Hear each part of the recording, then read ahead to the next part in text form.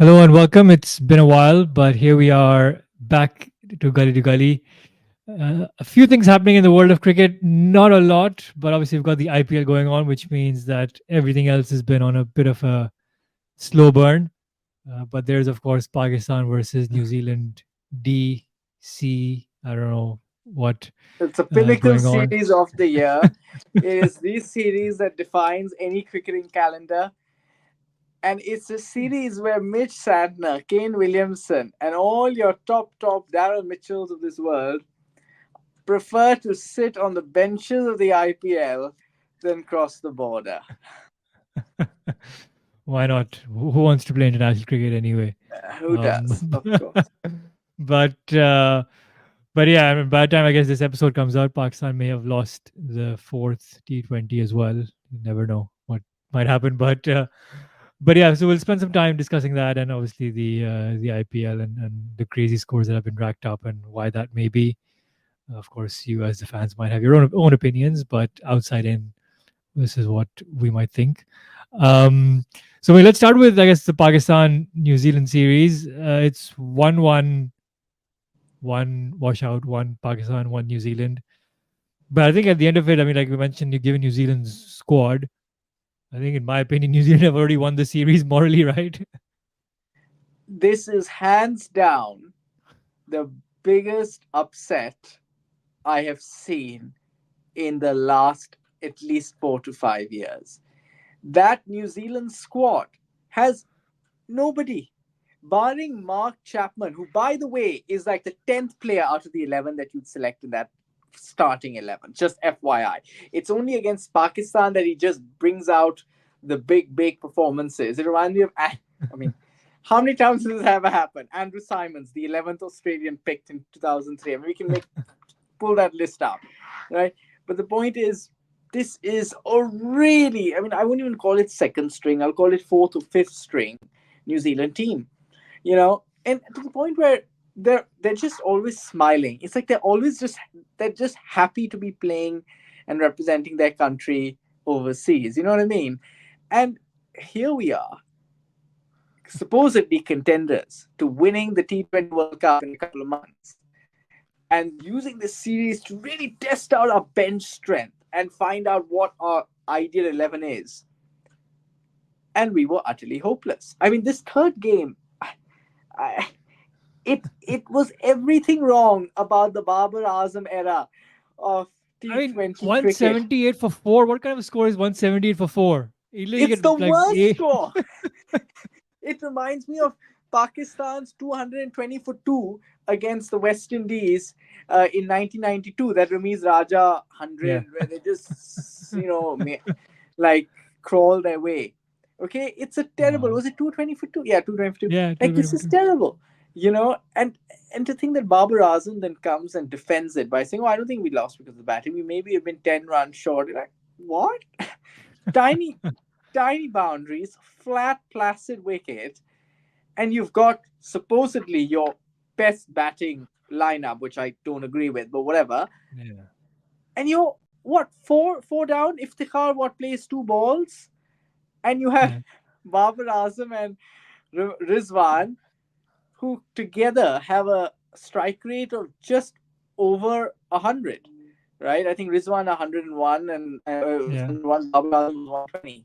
Like, yeah. it's sorry, it's literally everything wrong with it. I'm so glad Azhar Mahmood came out and clarified what his views were.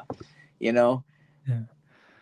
I think this need to be. Yeah, I don't know why can't they just can't be brutally honest. Like Babar should take responsibility. I mean, he played at a strike rate of what 120, 125, whatever. Rizwan was even worse. Um, and maybe it could have been worse if Rizwan didn't get injured.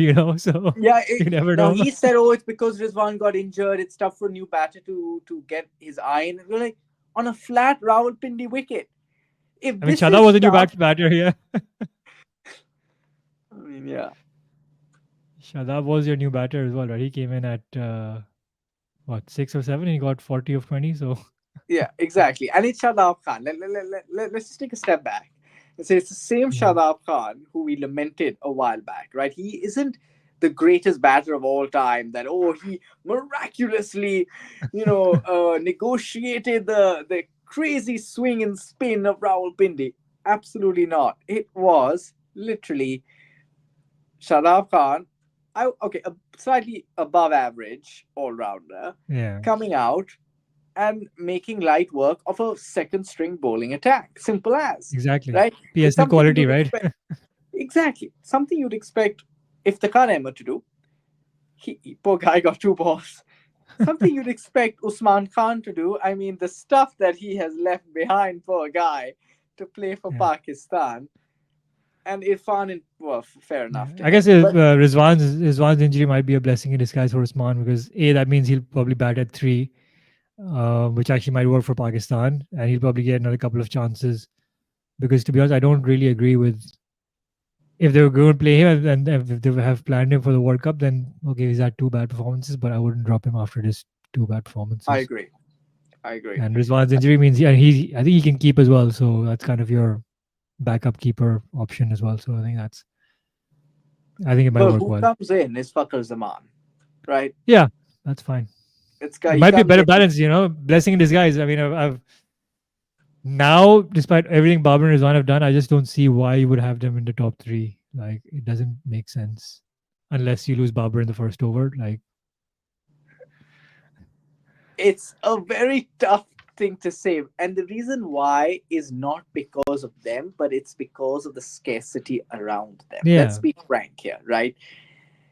I don't think no matter what Usman Khan does in the next three games, unless he scores like three double hundred or two double hundreds, but which won't happen. But no matter what he does, I think Rizwan's place is that number three. The question is, unfortunately, as it happens, it's going to be Fakhar Zaman versus Usman Khan versus Irfan, yeah, who now showed himself to be pretty good. yeah, One of these three.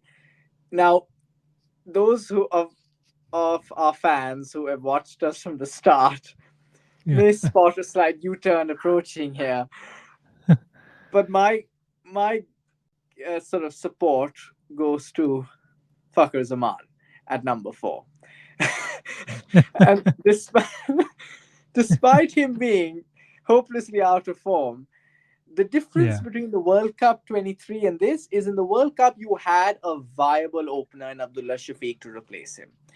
I yeah. just don't think Usman and Irfan have had enough international match practice to be True. able to play at number four in an all important World Cup. I mean, Abdullah Shafiq played in played test matches, won games for Pakistan against top teams. So it's a Yeah, slightly different point here. And two, it's T20s. And I think Fakhar Zaman in that one game against New Zealand pretty much showed what the cost of dropping him can be. So, I think there is a slight learning there. And also, I just think there's a scarcity of a viable option. So I would go Fakhar at four. And then yeah, five becomes the toss up between Usman and Irfan. yeah. No, I agree. I think it's. I mean, yeah. The problem is there's nobody else as well, right? So, and I don't mind having one of the two, Usman or Irfan, but yeah, both in a World Cup. Uh, in India, in New York, in that random pitch, you have no idea what's going to happen there. Yeah, I think it'd be a Tiny bit of a ground. Oh risk. my god. Oh, I can just see what's gonna happen. Uh, but uh, Haris, what about Haris? and he's not part of this team, so I don't know what's going on with him. He's not even part of this 11, so Hmm. it's weird. It's one of those weird Pakistani decisions, right? I have no idea. And No this is idea. where I think I sympathize with Haris.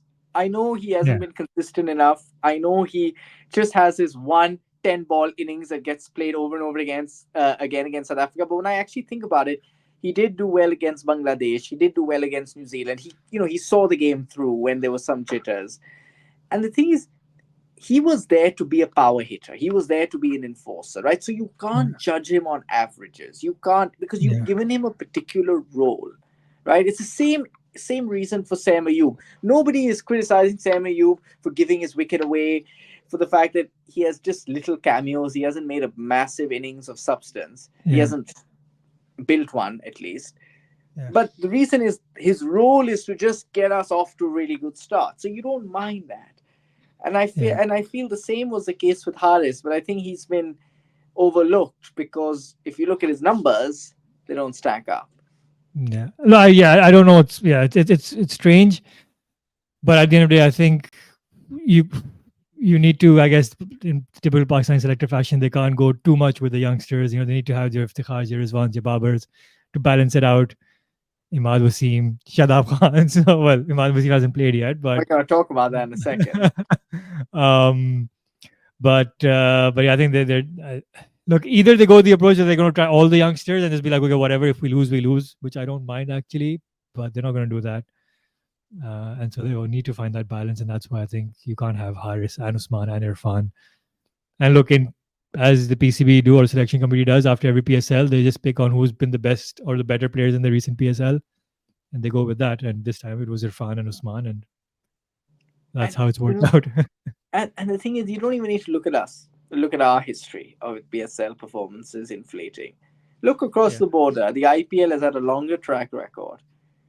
Chakawati, that spinner who came in and got absolutely decimated, and poor Chahel who was left out at the expense of yeah, Chakawati just based on a good IPL. You had Vijay Shankar before the 2019 World Cup. I mean, the name goes on, the names go on and on, right? Like yeah, there are many domestic circuit bullies out there. Okay, yeah. but I'm not saying Usman or Irfan are those, but I agree with you. I think there needs to be some Yeah. I mean, but semblance of, to be fair to India and the IPL, I think it's now in recent years given them a lot of for very sure. good players as well. No, So a slight for sure. mismatch, I'm but not yeah. saying. No, no, I'm saying there's a level of Yeah. standardization or Yeah. conversion that No, no, needs to of be course. done.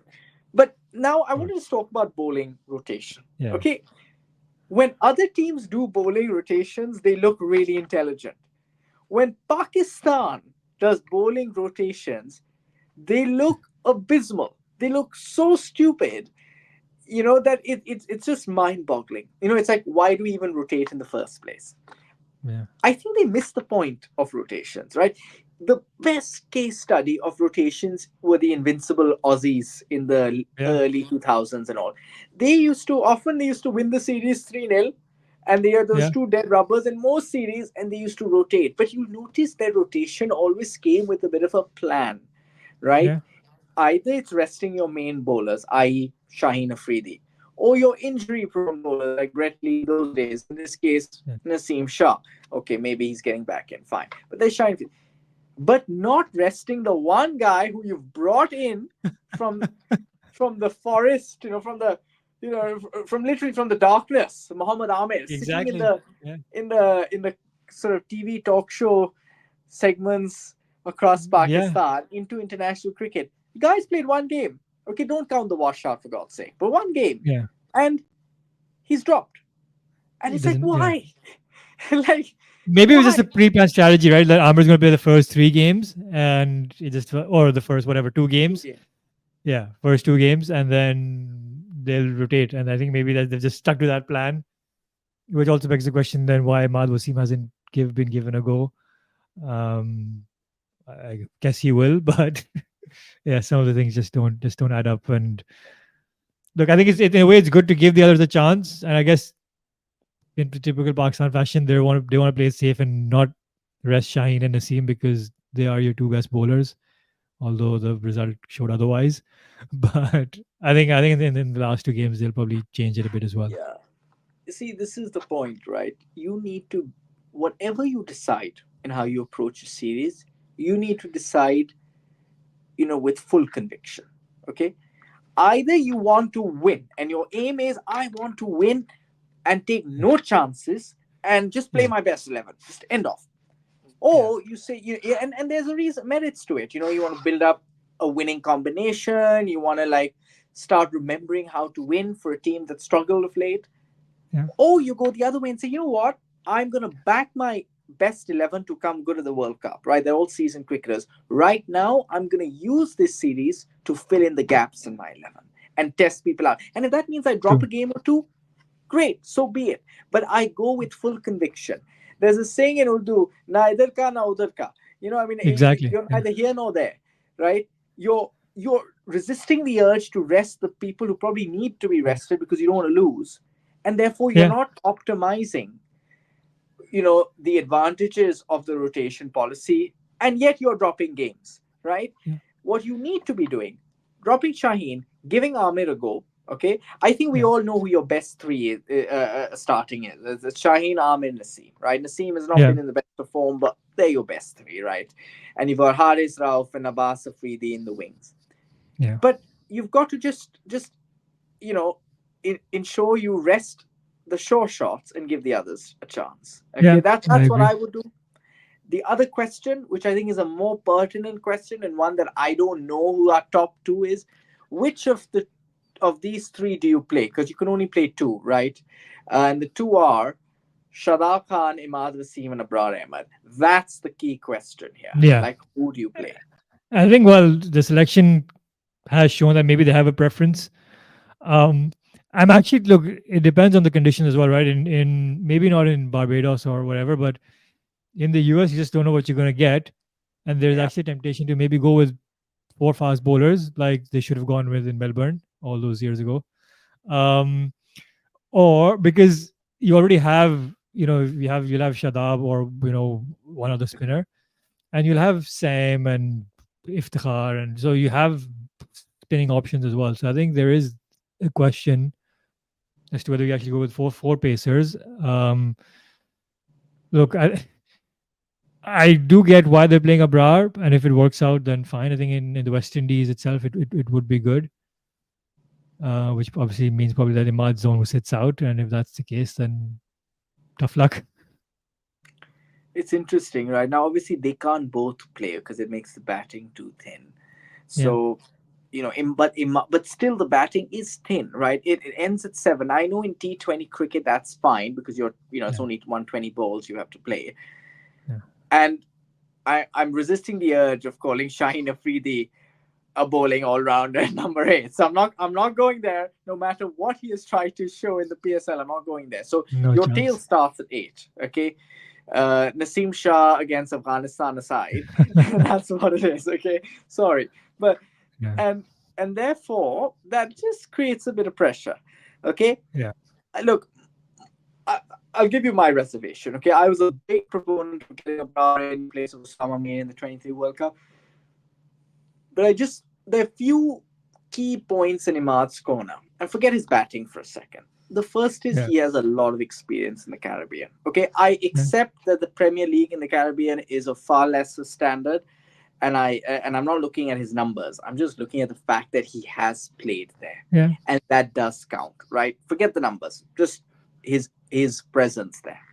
yeah, Secondly, and this one's probably important, and also Imad is more experienced and all the rest of it, right? yeah, But the key point for me is, I fear Abrar Ahmed's stats will be inflated because he's playing a third or fourth string New Zealand team. It will get true. everyone thinking, oh, here is the Ajanta Mendes of Pakistan, oh, the mystery. And then in walks Rohit Sharma or David Warner and absolutely takes him to the cleaners.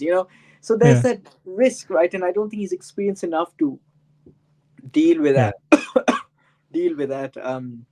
And I I agree. onslaught and think on the Yeah, spot. So, but yes, I accept that he could be an X factor trump card, that Imad maybe be too yeah, monodimensional. It's a very close call. yeah. No, I do agree, but time will tell. Look, it's only a guessing game right now. Let's see what happens. But in my mind, I'd go with Iman. I think if you had to choose between the two and your three fast bowlers, I and agree. Shalab, obviously, I think Shalab is a shoe in. I think there's no doubt about that. I completely agree. And for his fielding, if nothing else. But yes, I Yeah, completely agree. He's a good T20 bowler as well. I just hope Imad gets a chance in these next two games. And if needed, Shadab sits out, yeah, right? And true. let Abrar and Imad both play. And then you can get a better sense of the situation and all Exactly. that, No, I right? agree. Completely agree.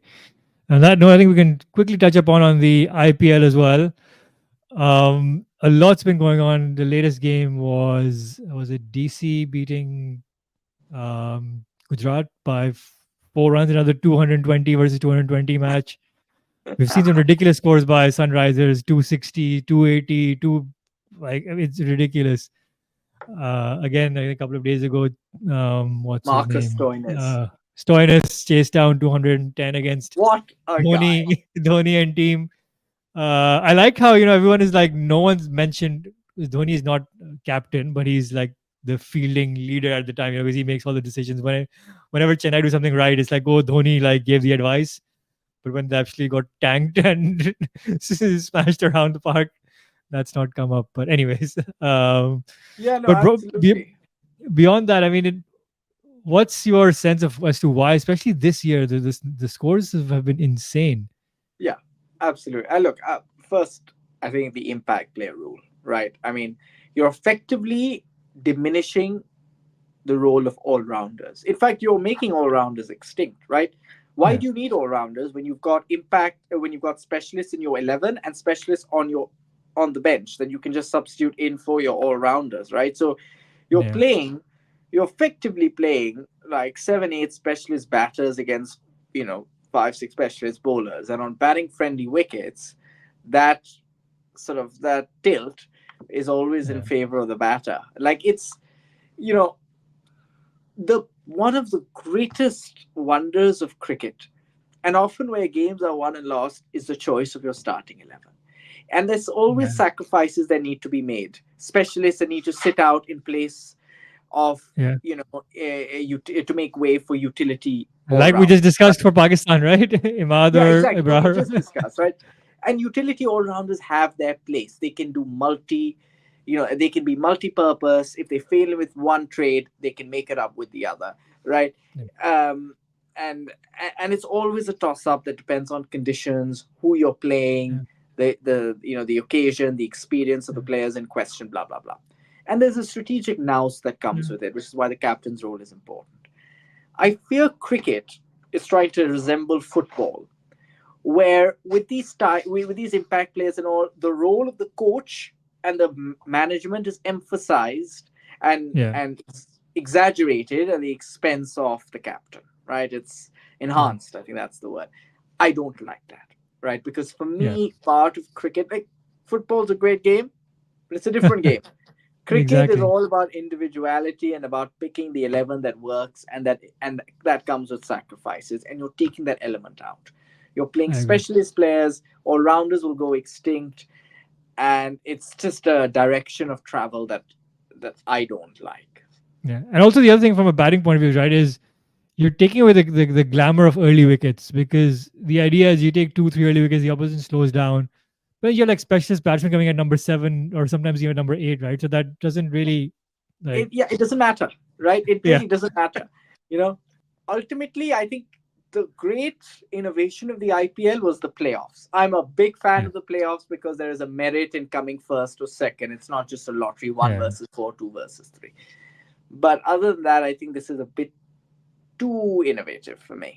yeah, It's just you're playing yeah. 12 versus 14 or however which way you use it. Yeah. Yeah. I mean, I know they're trying to neutralize the impact of the toss and everything, but it does take away a lot of the tactical nous from the game. And look, it's made for exciting cricket, I guess. Lots of runs, but in the longer term, like you say, it does kind of demerit the role of an all-rounder, which is a key part of cricket, Yeah, yeah. and particularly in T20 cricket, where you need that finisher, batter or someone to fill in a couple of overs in the middle. I think that makes a big difference. And if you don't Look, need that, then I think the other reason for the IPL not being the same is I think the quality of bowling has just not been that great. Like let's just call a spade a spade. Okay, I mean, one, I don't think the captaincy has been that brilliant, right? When it comes to using your best bowlers at crunch situations, there's this obsession with leaving your best bowlers till the death. There's no yeah, point doing that when you conceded 200 runs in the first 16 yeah, overs. Then what death are you talking about, right? Like you need to be aggressive and you need to bring in your best bowlers to wrestle true, back the momentum. We've said this before. T20 cricket, more than any other form of cricket, is all about momentum. And the game flashes past you so quickly. It flies, that if you yeah, lose momentum, it's quite tough to get it back because there's not that much yeah, time in the game, right? It just whizzes past you like that, and before you know yeah, it, it's over and you've lost or you've conceded 200 runs. So I think it's just that urgency that I found fielding captains to be a bit a bit laid back in their approach, letting the game just drift away, Yeah. and just holding on to pre-agreed plans. It's basically the Babar Azam textbook of Yeah. captaincy. All team selection, as we just talked about, like Yeah. something that's been agreed, that's it. Nothing can be Yeah. changed. Which I think is a Yeah, I bit think sick. yeah, that's the downside of your data analytics, right? Where you're like, okay, now we've got a lefty coming in, so we need to have an off spinner coming into bowl or something like that, Or we where know a it's lefty just is going to come in, and we know Bumrah is really good against lefties, so we need to save yeah, Bumrah. Even though we're conceding 200 runs right now, we need to save Bumrah for the inevitability of yeah, a lefty coming in, which I think is a bit silly, exactly. right? There is Yeah, spontaneity, there's instinctive captaincy, which is not true. mutually exclusive with a data-driven approach. I So that's that. agree. And the quality. Come on, like I mean, Yeah, sorry to say, but like the batting has been terrific. I mean, absolutely yeah, mind-bogglingly good. But the bowling hasn't been that great. yeah. Even the bowlers themselves, Yeah. right? I think I we just mean, have. obviously, Bumrah has been the exception. He's like when Mumbai's have been going at like tens and elevens, he's gone at like sevens and eights. Yes. So yeah, I mean, he is a class apart. But even the good guys like Nokia got hit for like 50 and 4 over or something. Yeah, he got I absolutely mean, smashed, and I love Nokia because I think yeah. he's a star By his bowler. countryman, by his countryman David Miller as well. But That's but funny. Yeah, still, but yeah, but still, I mean, no, he's yeah, it's one of those things that you just find. But there's some tournaments where you'll have batters come good, some that you'll have bowlers come good. You see this all the yeah, time. But I will say yeah. you'll never see a 178 for 4 in the IPL. That will be criminal. That is true. Yeah, That is true. That is on true. this side of Absolutely. the border, we're sitting with, I think we're just 10 runs short on the flattest wicket of all time. Yeah, But there you have it. yeah, Look, Zai, last question from me as we get into the business end of the IPL. Are your top four still as they were 2 weeks ago when we first had the conversation? yeah. I think now more so than ever. I think Rajasthan. Well, I had Rajasthan for sure. I remember I had SRH, which I think is I stick to. You had I Delhi. think yeah. Oh, Delhi. I'm not sure I'm about. kidding. I'm kidding. I You didn't think have Delhi. no, Kidding. no. I know. I'm sure I never. KKR I think you had KKR, you and had CSK. Sunrisers, Yeah. CSK, and RR. Yeah, I think that's. Yeah, I think I'll stick with that. I mean, GT maybe, but I think yeah, I think I'll stick with that. Yeah, But I really want RR and SRH to do well. I mean, just because of the style of play they've had this year. I mean, it's been really exciting to watch. yeah, no, for sure. Um, For me, I had the same as you, except instead of KKR, I had GT. I'm yeah, still gonna stick with that. I still think they've got enough firepower in their batting to really yeah, see them through uh, uh, the business end of the tournament. I fear KKR's inexperience and gaps here and there may cost them as the pressure tends to mount towards the end of the tournament. Right? It's just about who can yeah, the experience that sees you through. Maybe mm, I'm wrong, but the final I hope will be Sunrisers Hyderabad versus Rajasthan Royals, the yeah, biggest, most powerhouse batting lineup against yeah. your most well-rounded team. I agree. Yeah. So on that note, well, let us know what you think at home. Who is going to be your top four and top two? Are there any CSK Dhoni fans here? RCB and Co, can they still make it? I have no idea. By the way, for those watching, I think Kohli's ball wicket was not a no ball. I think it was a fair decision, as it should have been in Yes, Melbourne. But as anyways, it should have been in Melbourne for everyone watching. I mean, oh yes. And recently Mariah Erasmus and Dharmasena came on, opened up about their mistake in the 2019 World Cup final, and I'm like, oh, hello, Mariah. Uh, are you not forgetting the most important game of your life? Melbourne, 100,000 yeah, fans, India against Pakistan. That literally gave the game to India. But yeah, yes, yeah. I'm over it. But Maybe yeah, not. there's a little bonus insight for those who've stayed around till the end. But as always, thanks a lot for watching and stay tuned for the next episode. Thank you.